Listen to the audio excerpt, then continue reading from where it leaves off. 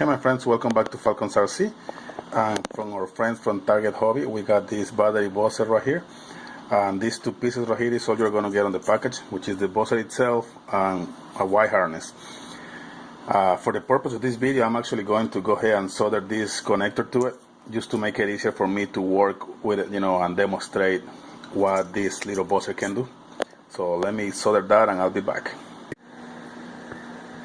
Okay my friends, we are back and I have already soldered the connector into the buzzer, and on the other end I have put a battery right here, pretty much just for the purpose of this video.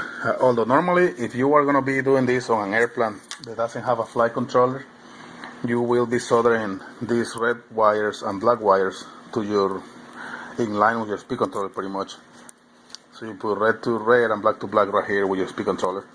And if you're going to be doing this on a multi-rotor, you put it directly to your power distribution board, black to black and red to red. And that way the buzzer is always reading the main battery voltage. Okay, this one, the LED light that you see on right there, is indicating that this has been set to 3.6 volts as a low voltage alarm. Now this can be changed by pressing this button right here. We're going to go ahead and push it in, hold it in a few seconds. The LED light is blinking now. Now, while it's blinking, we can push it, just a quick push, and you can change the setting from 3.4 to 3.5, 3.6, and 3.7. I don't recommend to run it on 3.4 because this way your battery is going to get a little bit too low, really, and you can actually damage the cells in it. So normally what I do, I just keep it on 3.6 as a low voltage. So when this thing gets to 3.6, when each cell of this battery gets to 3.6 volts, the buzzer is gonna get a blue LED on, and it's gonna buzz.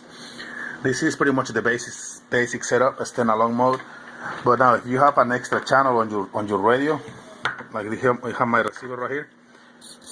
I have just a servo used to demonstrate the roll control on it.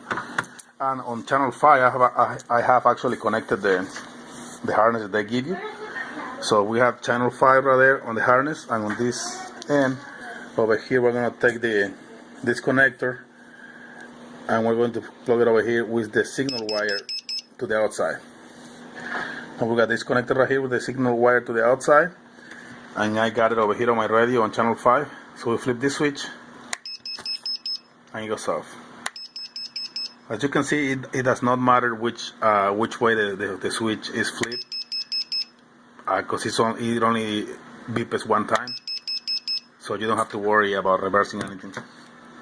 Now on this mode, now you have the option pretty much of the buzzer going on by itself when this reaches 3.6 volts, but now you can actually also turn it on by just flipping the switch.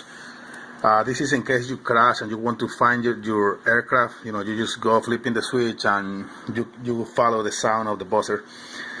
Also on this mode too, after 1 minute of inactivity on the channel, the buzzer itself is going to go beeping. But let's say on another example here that you don't have an extra channel on your radio, but you still want to be able to have the buzzer in case you crash your airplane. Because you can crash your airplane and have a full battery, and that will take hours for this buzzer to go off. Now, this buzzer, like I mentioned before, it will go off after 1 minute of not signal receiving to this wire. So what we're going to do here, let's say we don't have no available channels, so we're going to take the aileron channel out. We're going to plug the buzzer into the aileron with the harness that they provide right there. And this special connection right here, we're going to join it where the roll control is. It's a little bit hard to do this with one hand. Plug it in right here. So now as you can see, the buzzer is actually just in line with my roll control and the buzzer. Now as soon as I touch the aileron, the buzzer is going to beep one time, recognizing the signal from it.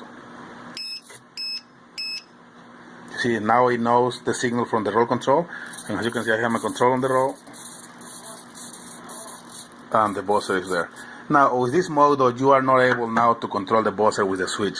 But then again, if you just don't touch your radio for 1 minute, the buzzer is going to go off on its own after no signal being received over here. We're probably going to wait a few seconds more just to demonstrate the buzzer going off by itself. Oops, I think I just touched something.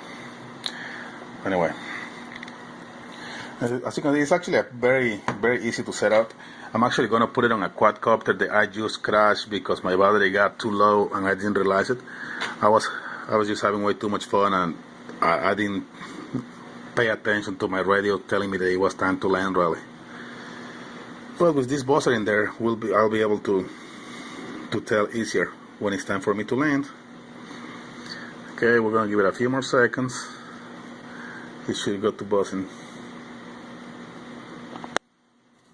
Got a cheap hobby key servo right here, and the buzzer just went off. You can see right there. So in case you happen to crash somewhere, you just don't touch your radio and just go listening for that sound.